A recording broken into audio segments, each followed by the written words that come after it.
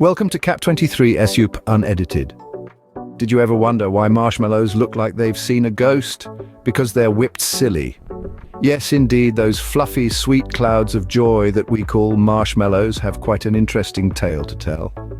Now let's take a step back in time. Marshmallows in their original form were derived from the root of the marshmallow plant, a beautiful flowering species that grows in marshes, hence the name marshmallow. Clever, isn't it?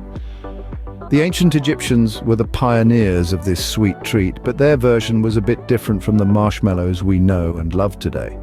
They used to mix the root with honey and nuts, creating a delicacy reserved for the gods and royalty. Talk about an exclusive dessert club. Fast forward a few centuries and marshmallows have undergone a delightful transformation thanks to the wonders of science and culinary arts. So buckle up. We're going to embark on a sweet, fluffy journey, and I promise it won't be as sticky as you think. Let's start at the very beginning, which is a very good place to start. Unless you're a sugar cube heading for a marshmallow fate. Now, the first step in our marshmallow making journey involves dissolving sugar in a pot of bubbling water and corn syrup. It's a sweet, sticky sauna where sugar cubes go to meet their delicious destiny. The importance of this step simply can't be overstated. This isn't just about melting sugar. Oh no, this is where the magic happens. It's all about getting the sugar syrup to just the right temperature. Think Goldilocks, not too hot, not too cold, but just right. Why, you ask? Well, the temperature determines the texture of our marshmallows. Too low and you'll end up with a gooey mess. Too high and you'll have sugar rocks. It's a delicate balance, a sugary ballet if you will. Remember, patience is key. Rushing this step could result in a marshmallow meltdown, and trust me, nobody wants that. Now comes the fun part, or should I say the fluff part. Imagine being a sugar mixture, just minding your own business, and then whoosh, you're caught up in a whirlwind of activity. That's what happens when the whipping process begins. This is where our marshmallows get their iconic fluffy texture. It's like a sugar spa day with a full-body air massage.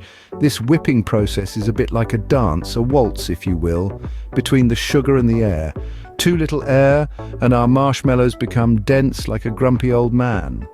Too much air and they're lighter than a feather, floating away with the slightest breeze. Finding the perfect balance is key. It's a delicate process, one that requires the precision of a watchmaker and the finesse of a ballerina. So, next time you're whipping up a batch of these fluffy delights, remember, it's not about the strength you put into the whipping, but the air you put into the marshmallow. So we've whipped our sugar into submission. What's next? Time to let it rest. Even sugar needs a break, you know? Now, our sugar mixture has been through quite the workout. It's been whipped, and whipped some more. It's time to give it a bit of a breather, much like how we all need a good rest after a rigorous gym session. But how do we do this? Well, it's quite simple, really. We pour the mixture into a container and let it take a nice long nap. Now, this isn't your typical 40 winks. This is a marathon snooze. Imagine taking the longest, most satisfying nap of your life, only to wake up as a marshmallow. Sounds like a dream, doesn't it? During this time, the mixture is slowly but surely setting into the fluffy, sugary delight that we all know and love. It's not a quick process, but as they say, good things come to those who wait. It's a waiting game now, but don't worry, your patience will be rewarded with a fluffy, sugary delight. And now, the moment we've all been waiting for, the grand reveal. The marshmallow has left the building, or rather, the pan. Now, onto the final steps of our sugary journey. It's time for a little trim. The marshmallow is cut into those perfect little pillows we all know and love. Don't be fooled though, this is a sticky situation. Now here comes the fun part. It's time for a dust bath. Not for you, for the marshmallows. They're rolled in a divine mix of cornstarch and powdered sugar. This part can get a bit messy, but hey, who doesn't enjoy a good sugar snowstorm in the kitchen? It's like a winter wonderland, but tastier.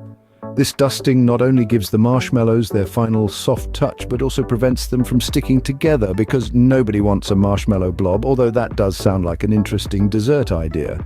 And there you have it, the secret life of a marshmallow. Who knew something so simple could be so fluffy?